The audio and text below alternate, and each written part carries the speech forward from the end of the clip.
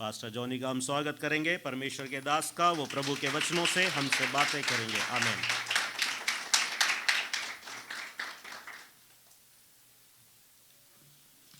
Praise the Lord. एक और बार आप सभी को नए साल की शुभकामनाएं। और मैं समझता हूं सभी खुश हैं। सभी खुश हैं तो एक बार जोर से प्रेज द लॉर्ड।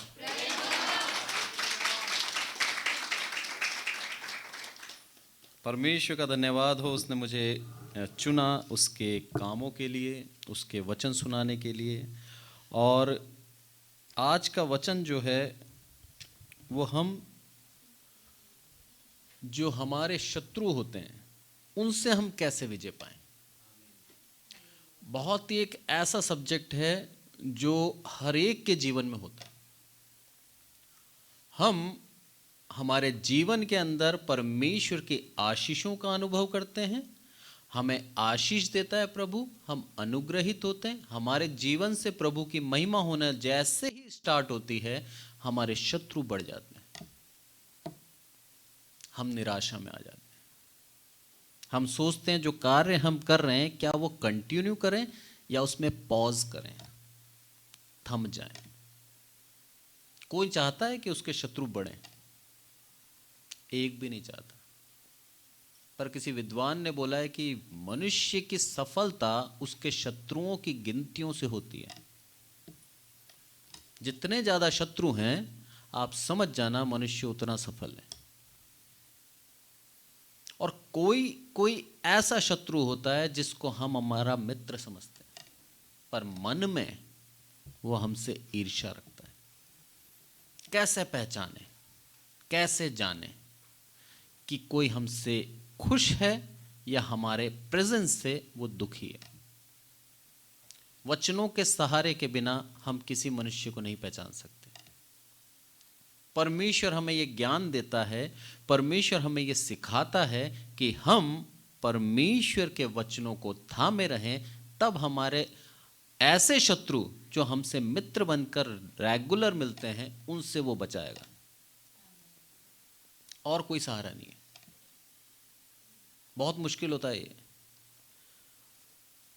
इस चीज को यदि हमें समझना है तो हम प्रभु यीशु मसीह के जीवन से बहुत आसानी से इस चीज को समझ सकते हैं। प्रभु यीशु मसीह की तारीफ करते हुए थकते नहीं थे फरीसी और शास्त्री। बोलते थे, हे प्रभु तू उत्तम गुरु है, तो बहुत महान है। उसको मस्का लगाते थे, पर मन में क्या चाहते थे कि मैं इसको फंसा दूं। रीजन क्या था मालूम है? फरीसी और शास्त्री अपने आप को, वचन कहता है कि वो अपने आप को रब्बी कहलाना पसंद करते थे और बाजारों में प्रार्थनाएं किया करते थे और मुख्य मुख्य स्थान चाहते थे। परमेश्वर की महिमा से ज्यादा वो खुद की महिमा के ऊपर खुश होते थे। परमेश्वर का महिमा मिले या ना मिले, मेरी प्रशंसा, मेरी बड़ाई होनी चाहिए, ये वो चाहते थे। और इसी तरह से उन लोगों को जो उनके अनुयायी थे, उनको उसने ट्रेंड कर रखा था कि तुम तो सिर्फ मेरी महिमा करो, मेरे पीछे पीछे चलो। और लोग बाग ऐसे कर भी रहे थे। पर जब प्रभु यीशु मसीह इस दुनिया में आया और उसने सच्चाई दिखाई कि हाँ, परमेश्वर की भक्ति क्या होती है, परमेश्वर की महिमा के लिए खुद को तैयार कैसे किया जाता है, तब उनके जीवन में थोड़ा सा गड़बड़ हो गई कि यार ये तो सच की तरफ ले जा रहा है। अब कोई हमें पूछेगा नहीं, ज्ञान मिल जाएगा। तो कोई शिक्षक के पास जाता है? हम बच्चे को कब तक भेजते हैं स्कूल? जब तक वो पढ़ नहीं जाता। एक बार पढ़ गया उसके बाद भी क्या हम उसके शिक्षक के पास भेजते हैं क्या? नहीं भेजते। यही कारण था परमेश्वर के पुत्र प्रभु यीशु मसीह के शत्रुओं की गिनती बढ़ती जा रही थी। जहां वो जाता था वहां उसके शत्रु बढ़ जाते थे। जिसकी आराधनालय, ये आराधनालय किसका है? परमेश्वर का। कोई मनुष्य इसके ऊपर अधिकार नहीं जता सकता कि आराधनालय मेरा है। जितने भी चर्चेस हैं, जितनी भी कलीसियां हैं, सब परमेश्वर की हैं। परमेश्वर नियुक्त करता है उसके प्रिय दास को कि तू उस कलीसिया को चला, बस, और कोई काम नहीं उस दास का। पर अगुवाई परमेश्वर की अनुग्रह, परमेश्वर की तरफ से होता है उसकी कलीसिया पे और उस कलीसिया में बैठे सारे लोगों पर। हम बहुत ही आशीषित लोग हैं कि प्रभु ने हमको चुन लिया। उन संसार के भीड़ में से उसने अपनी भेड़ों को अलग कर लिया। बहुत आशीषित लोग हैं। कभी भी अपने आप को गरीब मत समझना, क्योंकि हमारा पिता स्वर्ग में विराजमान है, परमेश्वर है। जिसने पूरी दुनिया बनाई वो हमारा पिता है और उसने हमारे लिए अपना एक पुत्र दे दिया, अपना इकलौता पुत्र। वचन कहता है वो और कुछ क्यों ना देगा, सब कुछ देगा। ये है परमेश्वर की दया। कभी भी हम अपने आप को बेसहारा ना समझें, क्योंकि हमारे को जो सहारा देता है उससे बड़ा पूरी दुनिया में कोई नहीं है। सिर्फ और सिर्फ परमेश्वर हमारा सहारा होना चाहिए और उसको हमारे जीवन के अंदर प्राथमिकता देना आना चाहिए। एक आयत देखते हैं हम, मत्ती 16 के 7 में क्या कहता है वो। यहां पर फरीसी और शास्त्री ने परमेश्वर को घेर रखा है और प्रभु यीशु मसीह क्या बोलता है उस चीज को हम पढ़ते हैं मत्ती 16 के 7 में। वे आपस में विचार करने लगे, हम रोटी नहीं लाए, इसीलिए वो ऐसा कहता है। कौन विचार कर रहे हैं? यदि हम 6 आयत पढ़ते हैं तो उसमें लिखा है, फरीसी और सदूकियों के खमीर से सावधान रहना। प्रभु यीशु मसीह कह रहा है, अरे उनकी शिक्षाओं से सावधान रहना तुम, क्योंकि यदि हम गलत शिक्षा को पाकर प्रभु यीशु मसीह को पहचानना सीख गए तो जीवन भर वो गलत शिक्षाएं हमारे जीवन में दुख देंगी। आडंबर, दिखावा, ये सब परमेश्वर को पसंद नहीं है। दिन भर ये करते रहते थे, परमेश्वर का नाम लेते रहते थे, हर एक को डराया करते थे कि प्रभु परमेश्वर नाराज हो जाएगा यदि तूने ऐसा नहीं किया तो। और उस डर के मारे ये क्या करते थे? काम करते थे। परमेश्वर का आदर अलग चीज है और परमेश्वर का डर अलग चीज है। इस चीज को मैं आसानी से समझाऊं तो एक व्यक्ति है, मान लो पुत्र अपने पिता से डरता है, आदर नहीं करता, तो क्या करेगा मालूम है? जब उसका पिता उसके घर में नहीं होगा या पिता उसके शहर से बाहर चला जाएगा तो मनमानी करेगा, क्योंकि अब उसको डर नहीं है अपने पिता का। पिता है नहीं देखने के लिए, इसलिए वो मनमानी करेगा, अधर्म के काम करेगा और अपनी इच्छा के अनुसार अपने जीवन को बिताएगा। ये होता है डर। पर यदि परमेश्वर का आदर, यानी कि उस पुत्र को अपने पिता का आदर है, सम्मान करता है उसका, तो उसके जाने के बाद भी वो अपने जीवन को सही तरीके से चलाएगा। ये होता है आदर। उसको ये मालूम है कि मेरे पिता का जो मैं आदर करता हूं, यदि मैंने उस जीवन को नहीं जिया तो कोई भी मेरे पिता को ये कह सकता है कि तेरे पुत्र को मैंने वहां बिगड़े लड़कों के साथ बैठे देखा है, मेरे पिता का अनादर हो जाएगा। कोई भी कह सकता है कि तेरे पुत्र को मैंने देखा नशा करते हुए, वहां पर उसके पिता का अनादर हो जाएगा कि पिता ने क्या शिक्षा दी इसको कि पुत्र बिगड़ गया। आप डिफरेंस समझें डर में और आदर में। हमें पर प्रभु यीशु मसीह का आदर करना है, सम्मान करना है, उससे डरना है, पर आदर सम्मान को प्राथमिकता देना है। प्रभु यीशु मसीह आज दुनिया में नहीं है, पर इसका मतलब यह नहीं कि वो हमें देखता नहीं है। उसका प्रेजेंस, उसका पवित्र आत्मा आज इस भवन में है, मैं विश्वास करता हूं। उसके आत्मा के सामने जब हम बोलते हैं तो ये याद ध्यान रखें कि हम क्या बोल रहे हैं। मनुष्य की प्रशंसा लेने के लिए हम अपने वचनों को लंबा ना करें, पर वही बोलें जो प्रभु को प्रसन्न हो, उससे जिससे हमारे जीवन से उसकी महिमा हो। सिर्फ और सिर्फ हमें बनाने का एक ही कारण है कि उसकी महिमा हमारे जीवन से होती रहे। मैं जब छोटा था, मुझे याद है हमारे चर्च में गॉस्पेल डिस्ट्रीब्यूशन के लिए जाया करते थे, मेरे को भी बोला जाता था, पर मैं उस समय इतना तैयार नहीं था कि वो गॉस्पेल डिस्ट्रीब्यूशन के लिए मैं हाथ खड़ा कर सकूं।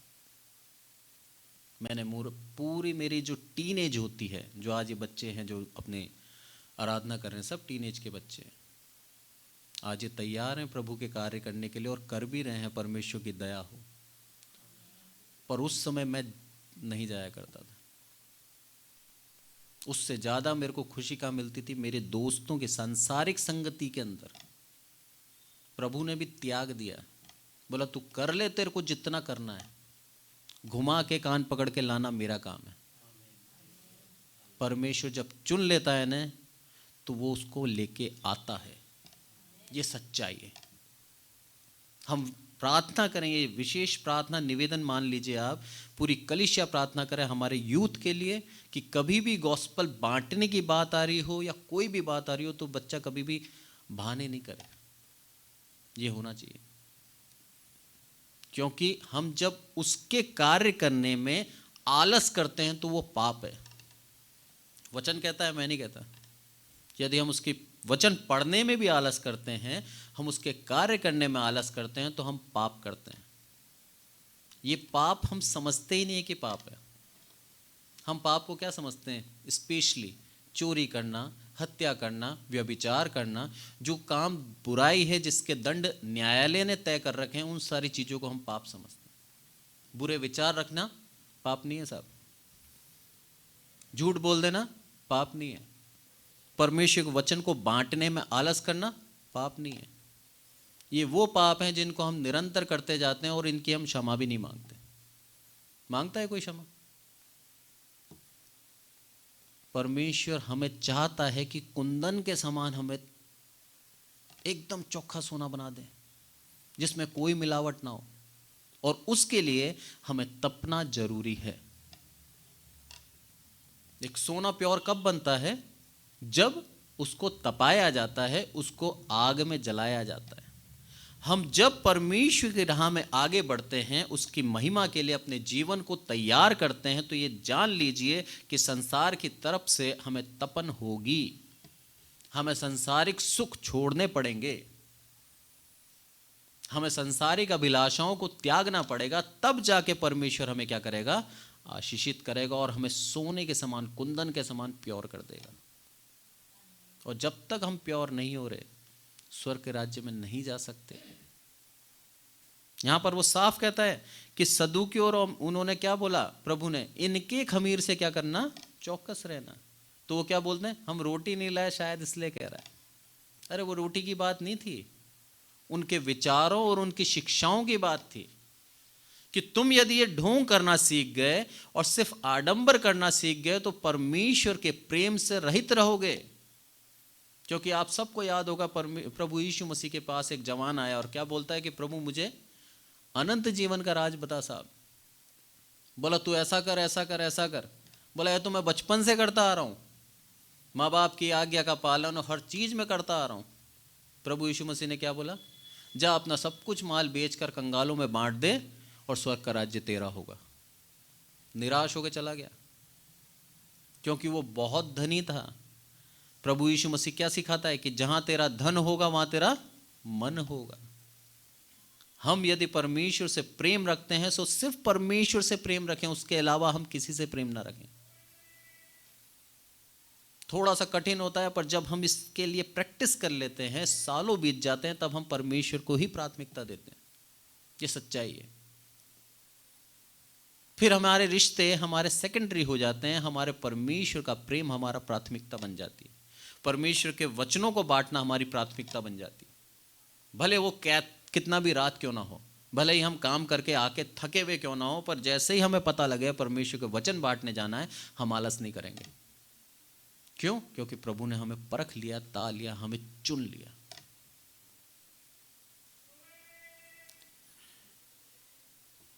यूहन्ना पढ़ते हैं हम। यूहन्ना के अंदर लिखा है कि स्वर्ग के राज्य के लिए हमें क्या करना आवश्यक है।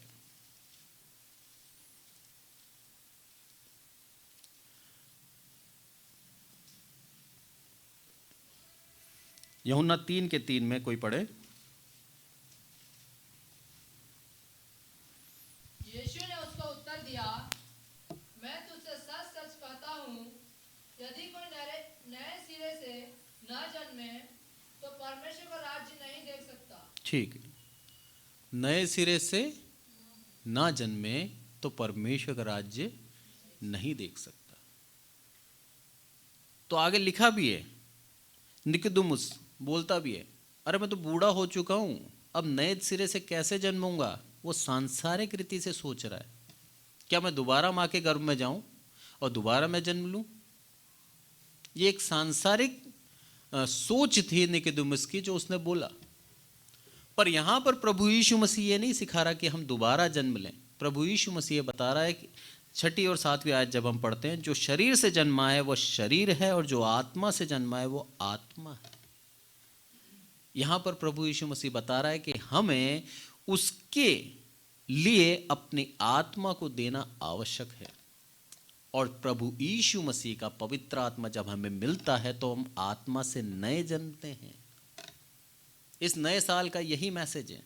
पुराना समय बीत गया, हमारी जो गलतियां थी, हमारे जो गुनाह थे, वो सब माफ कर दिए प्रभु ने। हर एक चीज के लिए वो पश्चाताप हमने जो किया उसको ग्रहण किया गया, हमारे सारे गुनाहों को माफ कर दिया गया। अब नया मौका दिया है, नए साल में नया दिन, नया सूरज, नया मौका, नई आशीषों को लेके आया है, नए अनुग्रह को लेके आया है, नई दया को लेके आया है।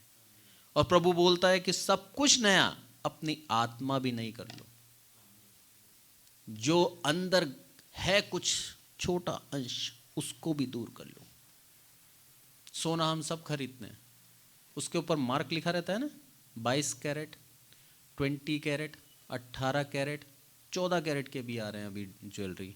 और सबसे प्योर कौन सा होता है? 24 कैरेट।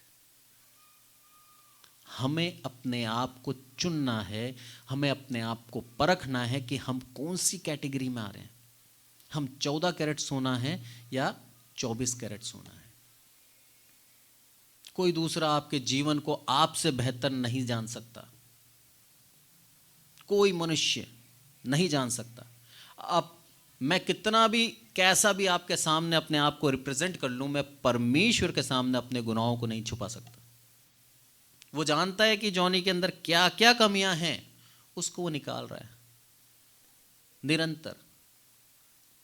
क्योंकि हम गंदगी में भी निरंतर जाते जाते हैं। कोई बच्चा पैदा होते ही गुनहगार नहीं बन जाता। पहली गलती करता है, देखता है कि माँ बाप ने पकड़ा या नहीं पकड़ा। जब नहीं पकड़ा तो दूसरी करता है। उसको लगता है माँ बाप नहीं देख रहे, पर माँ बाप सब जानते हैं। माँ बाप सिर्फ छोड़ते हैं कि छोटा बच्चा है, नादान है, सीख जाएगा, और उसकी गलतियां करने की हैबिट बढ़ती जाती है। इसी तरह से सुधरने का भी रिवर्स काउंटिंग है।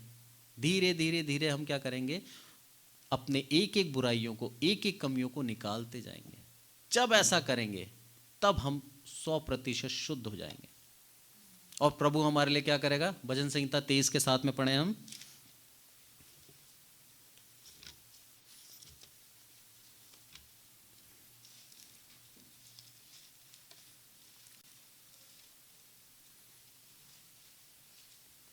सात नहीं 5।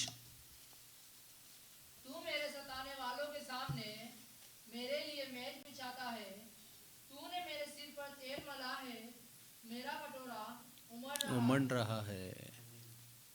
परमेश्वर की दया हम पर हो जाती है। और क्या बोलता है? मेरे सताने वालों के सामने तूने मुझे जिस पोजीशन पे बिठाया है, उसके साथ में सारे के सारे कौन हैं? मेरे दुश्मन भी बहुत हैं, पर उनके सामने तू क्या करता है? मेरे लिए मेज बिछाता है,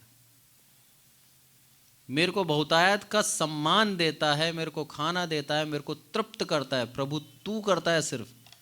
मेरे सताने वाले के सामने क्या करता है? मेरे लिए मेज बिछाता है। और तूने मेरे सिर पर तेल मला है, अभिषेक किया है। जीवन के अंदर अभिषेक होना बहुत आवश्यक है। जब तक हमारा अभिषेक नहीं होगा, हमें वो अधिकारी पद के लिए नहीं चुनता। इसलिए बोलता है कि तूने मेरा अभिषेक किया है। दाऊद का अभिषेक हुआ था 12 साल की उम्र में, और वो राजा बना था लगभग 30 साल की उम्र में। 18 साल उसने अपने जीवन के अंदर यही विश्वास किया कि प्रभु ने मेरा अभिषेक किया है, वो मुझे चुन लिया है, एक मुझे पद पे बिठाएगा। कितना लंबा विश्वास है! हमारा विश्वास डगमगा जाता है। और बोलता है वो लास्ट में कि मेरा कटोरा उमड़ रहा है, तूने मेरे को उस जगह पे बचा दिया है कि जहां से मैं इतना आशीषित हो गया हूं कि अब मेरे द्वारा दूसरे लोग आशीषित हो रहे हैं, मैं दूसरों को और दान दिए जा रहा हूं। एक छोटी सी कहानी बोल के मैं ख़त्म करता हूं। कहानी क्या, सच्ची स्टोरी है। सैम सर ने सुनाई थी, मैं नाम भूल गया पास्टर का। अमेरिका के अंदर एक पास्टर है जिसके चर्च में सर को मौका मिला प्रचार करने का। सर ने प्रचार करा, बाद में उस पास्टर की जब वो टेस्टमनी उन्होंने सुनी तो वो आश्चर्यचकित हो गए। बोला इतना ज़्यादा बुद्धिमान, इतना ज़्यादा परमेश्वर का भक्त मैंने दूसरा व्यक्ति नहीं देखा। क्या था कि उनके गांव के अंदर, अमेरिका के अंदर, उस चर्च वाले क्या करते थे, वहाँ पर बस भेजा करते थे बच्चों को चर्च लाने के लिए। बच्चे उस बस में निशुल्क बैठा करते थे, चर्च आते थे और बच्चों को वहाँ पर एक डोनेट मिलता था, एक खाने की वस्तु है।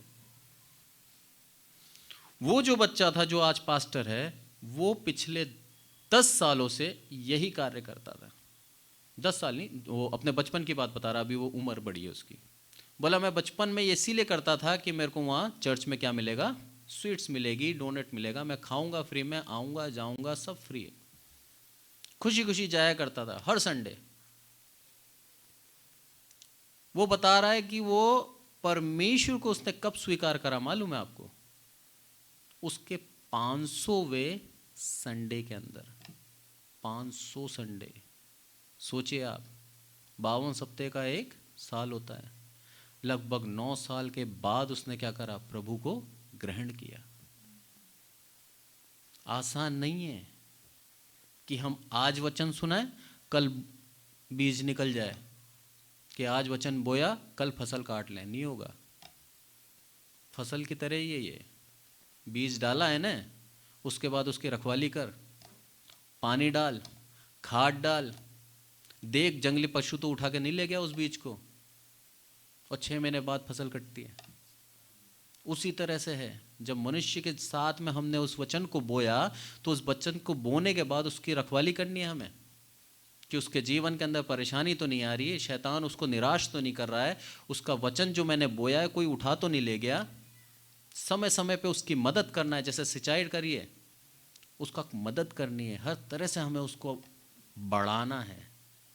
सोचिए, उस चर्च का धन्यवाद देना चाहिए कि 9 साल 10 साल उसने फ्री सेवा, अभी भी करती है वो चर्च, फ्री सेवा।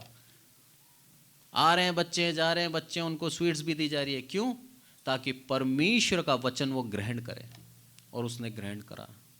मैंने जब ये सुना तो मेरे रोंगटे खड़े हो गए कि क्या क्या कलीसियाएं काम कर रही हैं, सिर्फ परमेश्वर का वचन लोगों के अंदर बिठाने के लिए, लोगों के अंदर समझाने के लिए, नए नए तरीके जिस तरह से वो सीख सकें बच्चे। परमेश्वर इन वचनों के द्वारा जो आज हमने सुने, हमें आशीषित करे, हमारे जीवन को नया करे नए साल में, और हमारे नई आत्मा से अभिषेक करे।